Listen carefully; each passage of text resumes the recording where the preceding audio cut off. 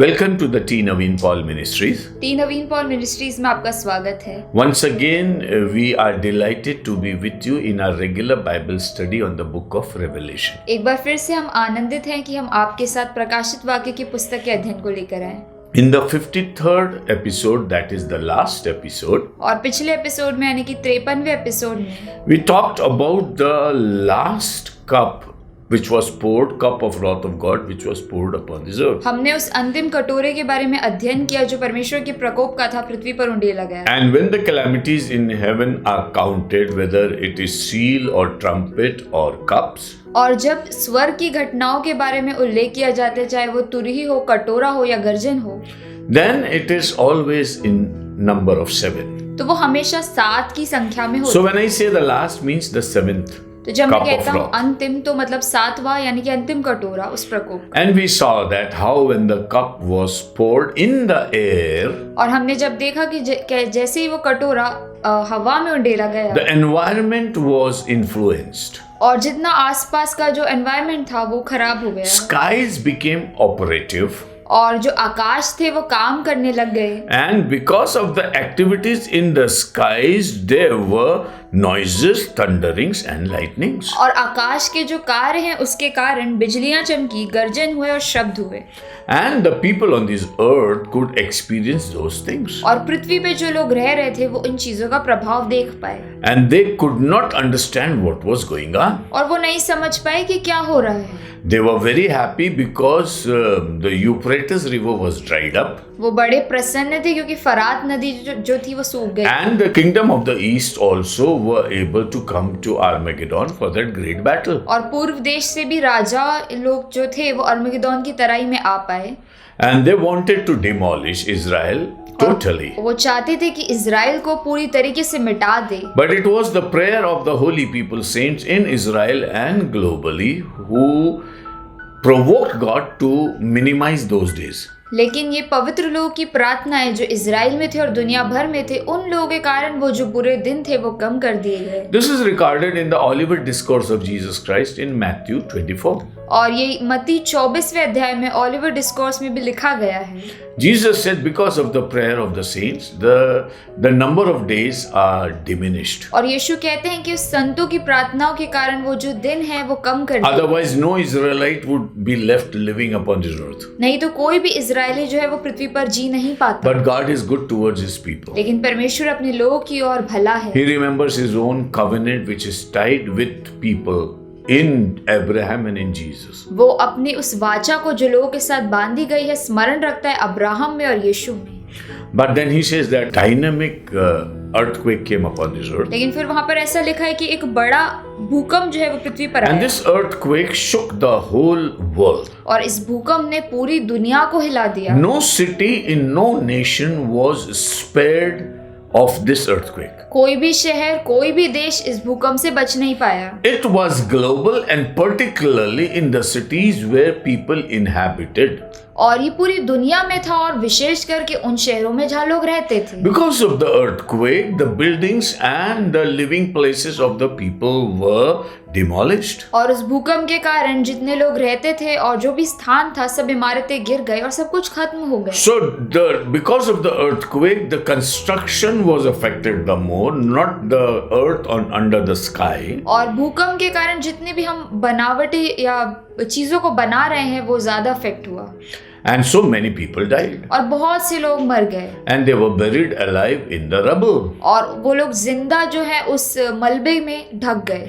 And the Bible says that there was a special remembrance of the city of Babylon. और Bible ऐसा कहती है कि परमेश्वर को उस बेबीलोन शहर जो था वो स्मरण था। A city which is established over 7 hills. और ये जो शहर ये 7 पहाड़ी के ऊपर बसा हुआ है। Now listen carefully. ध्यान से सुनिए। There will be 2 important places upon this globe under Antichrist. और पृथ्वी के ऊपर में 2 शहर जो है वो बड़े महत्वपूर्ण होंगे मसीह विरोधी के समय पर। One would be Jerusalem. एक होगा यरूशलेम And Antichrist will pay his attention to Jerusalem. मसीह विरोधी अपना ध्यान यरूशलेम की ओर लगा Because he रखेगा, knows that Jesus is coming upon this earth and he'll rule for 1000 years from Jerusalem. क्योंकि वो जानता है कि यीशु पृथ्वी पर आने वाले हैं और वो 1000 साल के लिए यरूशलेम से शासन So करेंगे। he thinks that he will put his image in Jerusalem and take charge of Jerusalem so that Christ could not come. तो वो ऐसा सोचता है कि वो यरूशलेम के ऊपर पूरा अधिकार ले लेगा और वो ऐसा सोचेगा कि यीशु नहीं आ पाए। So he puts an idol in the temple also. तो उस मंदिर में वो अपनी एक मूर्ति को भी स्टैब्लिश कर It's देता है, very foolish of him. और ये उसका सोचना जो है वो बड़ा बेकार Because है, whatever God has established and declared is going to pass. क्योंकि जो कुछ भी परमेश्वर ने कह दिया है और लिख दिया है वो पूरा होकर रहेगा। But there would be another city which would be a business hub for the whole world. लेकिन एक और शहर है जो पूरी दुनिया भर के लिए व्यवसाय का साधन And है, under the control or aegis of Antichrist, this city will operate.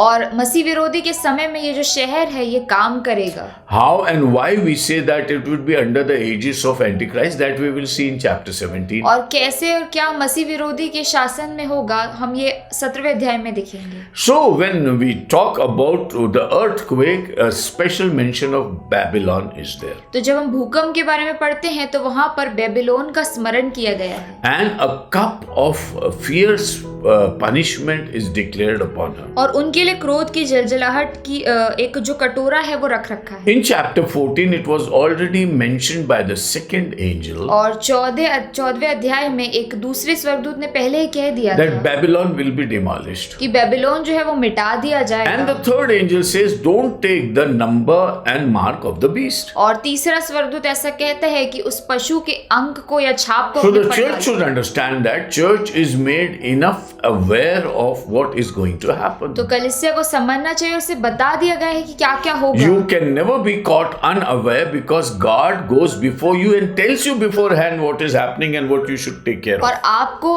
इस बात की चिंता नहीं करनी, क्योंकि परमेश्वर आपके पहले जाता है और आपको हर एक बात को बता देता See, है। nothing can happen which is untoward without you being informed by God. और ऐसा कुछ भी घटना पृथ्वी पर नहीं घटेगी जिसके बारे में परमेश्वर आपको नहीं बताएगा। Even to Adam, he said, if you disobey me, you will die. और आदम से भी परमेश्वर ने कहा था कि यदि तुम मेरी आज्ञा को नहीं मानोगे If तो Adam मर जाओ। fell, it was in the full light of the information that God had given him. यदि आदम गिरा तो वो उस इंफॉर्मेशन को जानता था जो परमेश्वर ने उसे दी थी। Similar in the last days, the church is the most smart and educated body of Christ upon this और earth. अंतिम दिनों में जो कलीसिया है वो उसे सबसे ज्यादा पता है कि क्या क्या होने वाला है। So the Bible tells us that Babylon would be very, very influential city. Bible हमें बताती है कि बेबीलोन जो है एक बड़ा ही महत्वपूर्ण शहर होगा। And in those days, people will be compelled to take the number and mark of the beast. और उस समय ऐसा होगा कि लोग चाहेंगे कि वो उस पशु के चिन्ह को और उसके नंबर को अपने We ऊपर are लें। talking about chips and chips implant in the body. और हम उन चिप्स के बारे में बात कर रहे हैं जो शरीर में जो है डाल दी जाती है।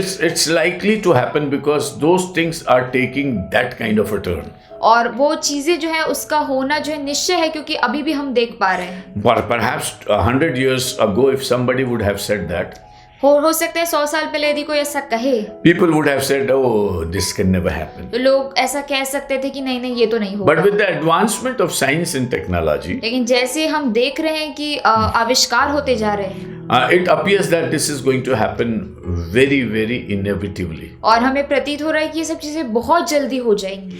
So the Bible teaches us तो बाइबल हमें सिखाती है that the wrath of God is poured upon this city. तो परमेश्वर का जो प्रकोप है वो शहर पर उंडेला गया। Then there is another declaration. फिर एक और बात जो है कही गई। We are on the 20th verse of Revelation chapter 16. हम प्रकाशित वाक्य के 16वें अध्याय की 20वीं आयत पर हैं। And here we just mentioned in the last episode about this. Now we will meditate on it. और पिछले एपिसोड में हमने सिर्फ इसका उल्लेख किया, अब हम इससे सीखेंगे। Then every island fled away and the mountains were not found. और हर एक टापू अपनी जगह से टल गया और पहाड़ों का पता न चला। Now this is also the consequence of the great earthquake. और ये भी उस भूकंप का प्रभाव है।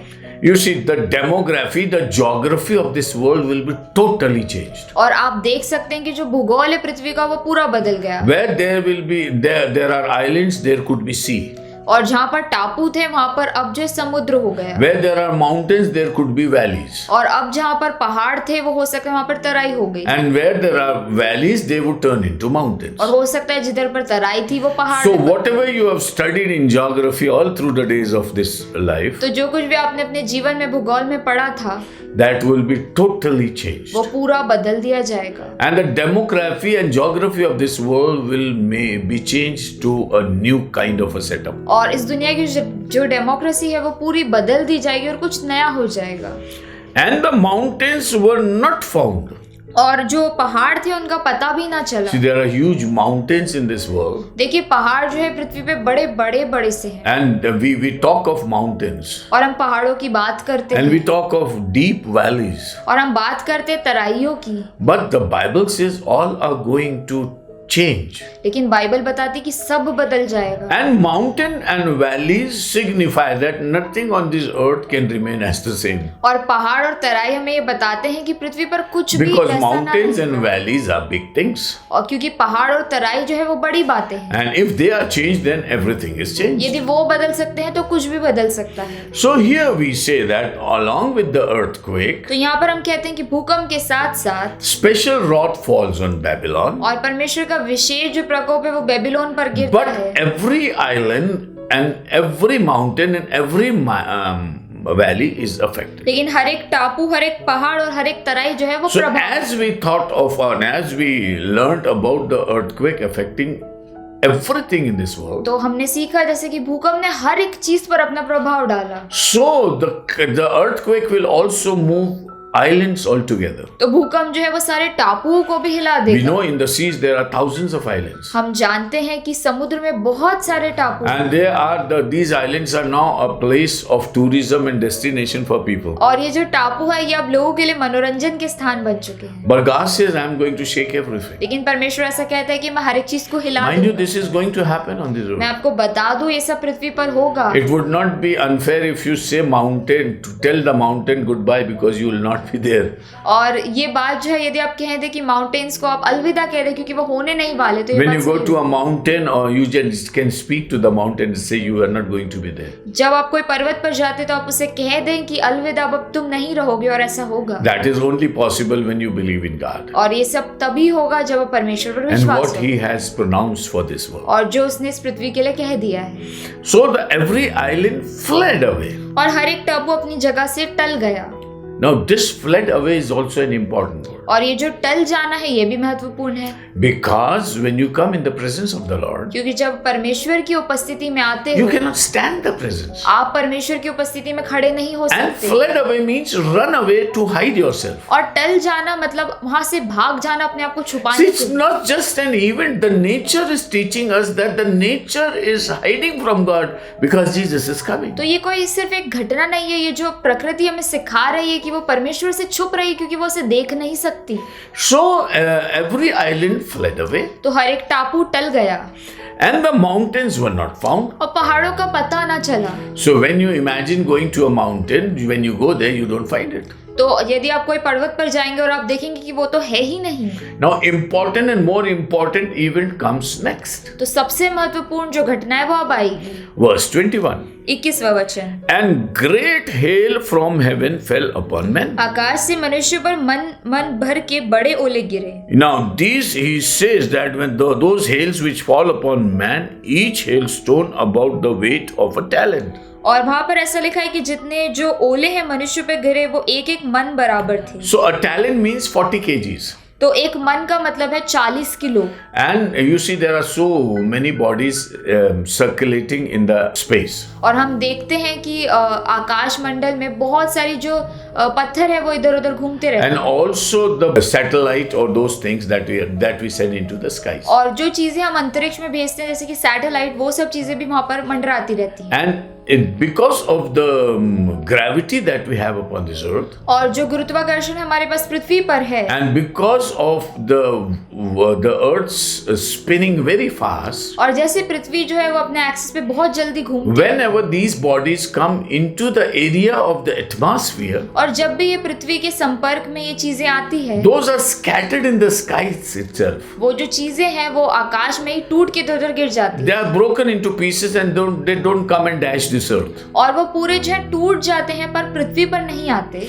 But now the Bible says when such things happen, लेकिन अब बाइबल ऐसा कहती है कि जब ऐसी घटनाएं होती है, it's not the satellites or anything, but special hail comes from heaven. ये सैटेलाइट है कुछ और नहीं है, ये विशेषकर ओले हैं। Perhaps the satellite are also there to join them. और हो सकता है सैटेलाइट्स भी उनके साथ होगी, And when they fall upon this earth, और जब वो पृथ्वी पर गिरेंगे, see the kind of havoc that these hails are going to create is unimaginable. और जो विपत्ति ये ओले जो है पृथ्वी पर करवाएंगे, ये हम इसके बारे में सोच भी नहीं सकते। Even if a hail of 40 kg falls upon this और earth, यदि एक ओला जो है 40 किलो का पृथ्वी पर गिरता है, it can break open the earth. वो पृथ्वी को फाड़ देगा, Because the intensity with which it falls is great. क्योंकि जिस प्रभाव से वो गिरेगा वो बहुत ही Now बड़ा Bible होगा। says it's not falling on earth, it's falling on men. और बाइबल ऐसे कहती है कि वो पृथ्वी पर नहीं, वो तो मनुष्य के ऊपर गिर रहा है। So if it's falling on men, then you will have a very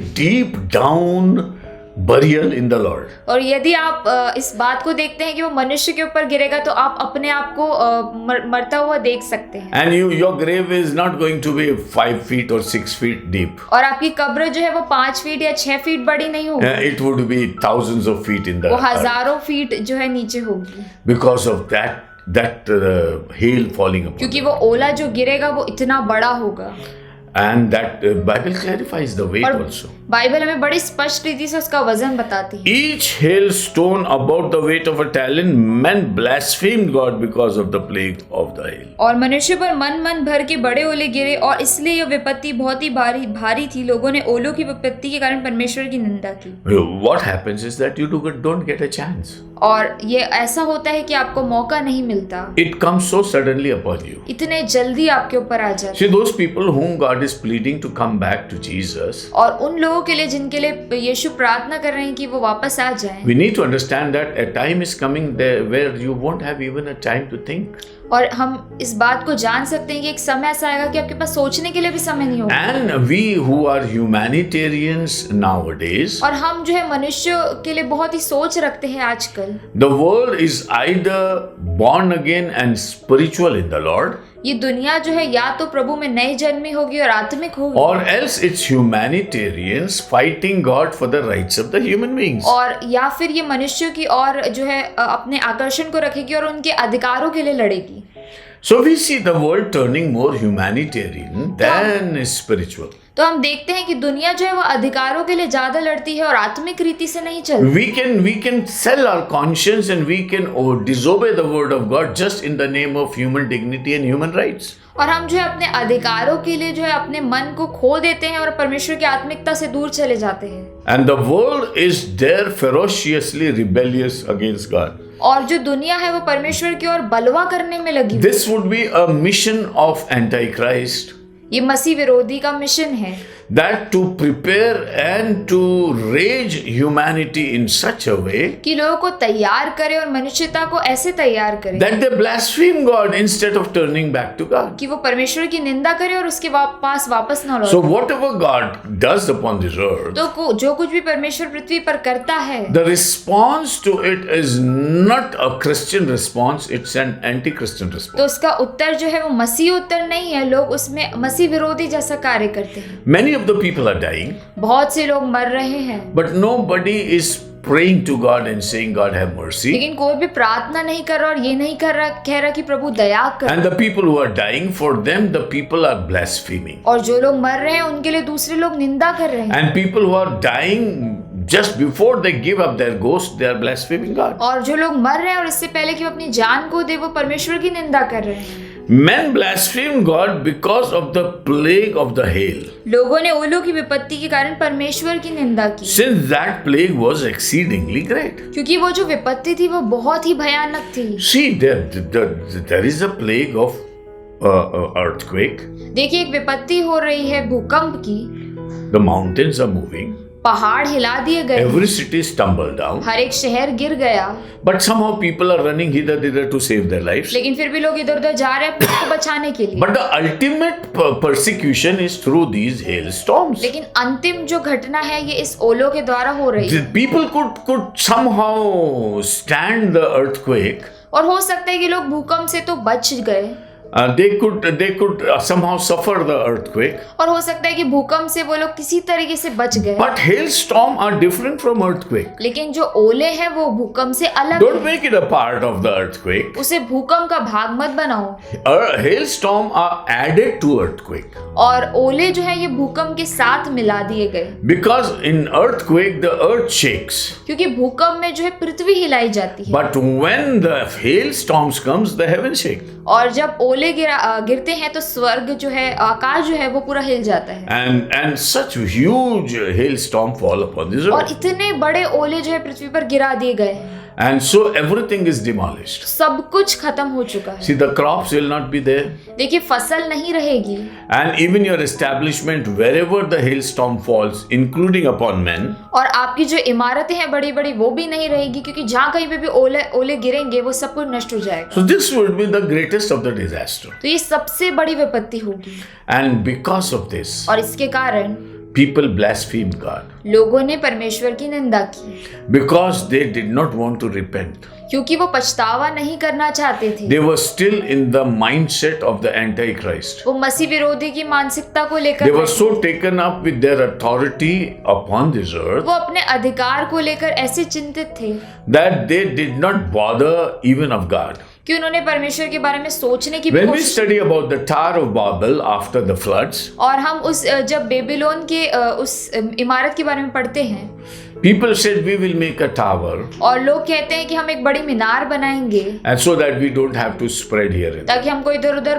भटकना ना पड़े। Even God confesses that और परमेश्वर भी ऐसा कुछ कहता है, when he comes down and sees that men have decided to make the tower. जब वो पृथ्वी पर आकर देखता है कि लोगों ने ऐसा निश्चय कर लिया है कि वो एक मीनार बनाएंगे, God says it will not be impossible for them to do this. और परमेश्वर ऐसा कहता है कि उनके लिए मुश्किल नहीं होगा करना। So human determination and human coming together and deciding something has a great influence, confesses God. तो जब मनुष्य एक साथ इकट्ठे होते हैं और एक ही विचार को रखते हैं तो उनके लिए कोई कार्य करना जो असंभव नहीं So the परमेश्वर end कहता है। time world, which will be in the mood of managing the whole world in the leadership of Antichrist, will be so taken away with that feeling that we are the masters of this world. तो अंत के समय में जो दुनिया होगी जो मसीह विरोधी के अंडर काम करेगी और वह सोचेगी कि हम हर एक कार्य को कर सकते हैं। Men in their own determination are the most powerful thing upon this earth, second to God.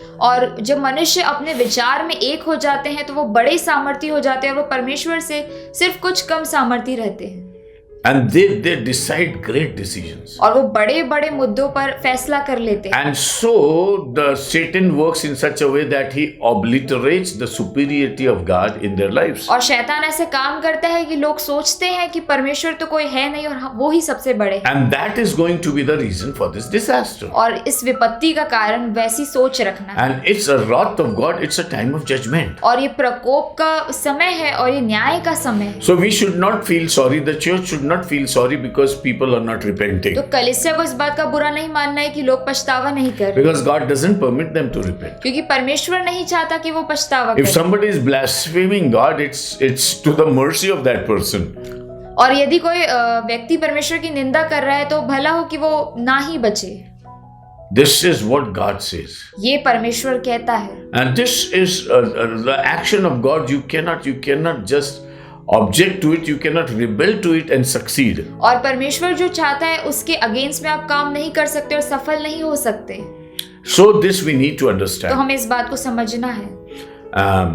We need to understand that the church is always praising and giving thanks to the Lord. तो हमें इस बात को समझना है कि कलीसिया को हमेशा परमेश्वर की आराधना करना और उसको धन्यवाद देना है। Acknowledge the authority of God upon your life. उसके अधिकार को अपने जीवन में हमें स्मरण रखना Live है। in a relationship with God that is attained through Jesus Christ. परमेश्वर के साथ एक संबंध में रहना है जो यीशु के द्वारा हमें मिलेगा। You are in the family of God filled with divine love. आप परमेश्वर के परिवार के हिस्से और उस प्रेम से भरे हो। You are in this world but you are not of this world. आप इस दुनिया के तो हो लेकिन आप इस दुनिया से अलग हो।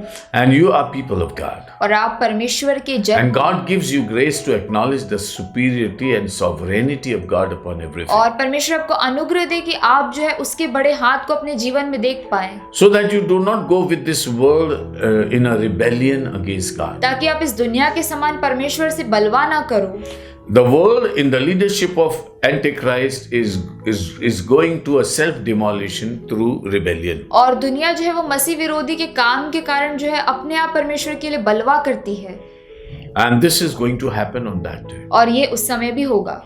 And this would be the time for Jesus to come. और ये वो समय होगा जब यीशु आएंगे।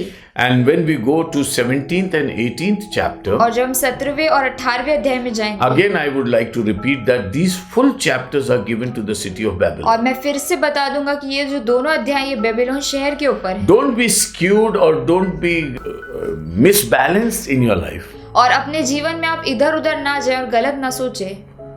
What is important is important. जो महत्वपूर्ण है वो महत्वपूर्ण है। Babylon would be the most influential event upon this earth. Babylon जो है वो बड़ा ही आकर्षण करने वाला शहर होगा। And listen carefully, Antichrist will not be happy with Babylon. और इस बात को सुन ले, मसीह विरोधी बेबीलोन शहर से खुश नहीं Because रहेगा, he will have his authority from Jerusalem. क्योंकि उसका अधिकार जो है वो यरूशलेम से रहेगा, And he will be trying to build up his kingdom in the temple of और Jerusalem. वो चाहेगा कि अपना राज्य उस यरूशलेम के मंदिर में स्थापित Now करे। take this revelation, but Babylon will be more influential than Jerusalem. लेकिन इस बात को आप ले लें, इस प्रकाशन को ले लें कि बेबीलोन शहर जो है वो ज्यादा आकर्षित रहेगा यरूशलेम से। And because the wrath of God is going to come on Babylon, और क्योंकि परमेश्वर का प्रकोप जो है वो बेबीलोन पर आएगा, Antichrist and the 10 kings will stand up against Babylon. मसीह विरोधी और वो जो 10 राजा हैं वो बेबीलोन के अगेंस्ट में खड़े हो And जाएंगे, they will demolish the city of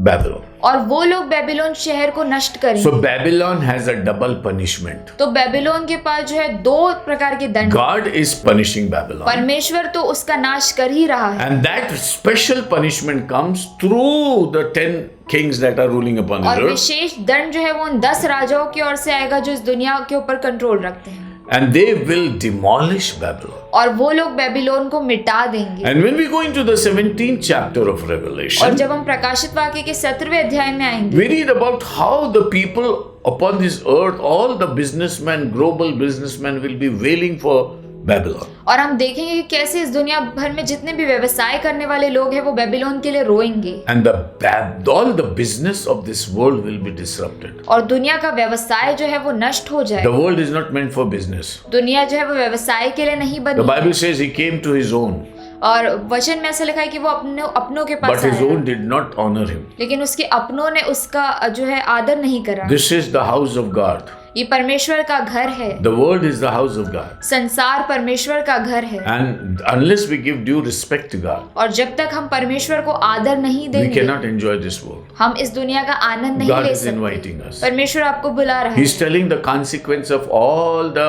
godless development that is upon this और earth. वो उन सब चीजों का प्रभाव बता रहा है जो बिना परमेश्वर के होते हैं। This is going to demolish and this is going to be finished by वो God. सब चीजें खत्म कर दी जाएगी और मिटा दी And जाएगी, only the love and dedication to Jesus remains. और सिर्फ यीशु की और प्रेम जो है और समर्पण ही बचा रहेगा, Not only upon this earth, but in the days to come into the heavenlies. ना केवल पृथ्वी पर लेकिन आने वाले दिनों में स्वर्ग में भी। God calls church to be an eternal body. परमेश्वर कलीसिया को बुलाता है कि वो अनंत काल का जो He'll demolish this earth वो इस पृथ्वी को मिटा देगा and take us to the new Jerusalem. और हमें नए यरूशलेम में ले जाएगा, And where there'll be no sorrow and no sin. जहाँ पर कोई भी दुख नहीं होगा, कोई पाप ना होगा, Live in the living and loving hope of the Lord. और परमेश्वर की जीवित आशा में रहो। May the Lord bless you. परमेश्वर आपको आशीष So they. in the next episode, we will try to enter into the 17th chapter. अगले एपिसोड में हम 17वें अध्याय में प्रवेश Till करेंगे। then, God bless you. तब तक परमेश्वर आपको आशीष दे। Stay blessed in the Lord. परमेश्वर में आशीष बने। May the grace of the Lord be upon you. परमेश्वर का अनुग्रह आपके ऊपर हो। Amen. आमीन।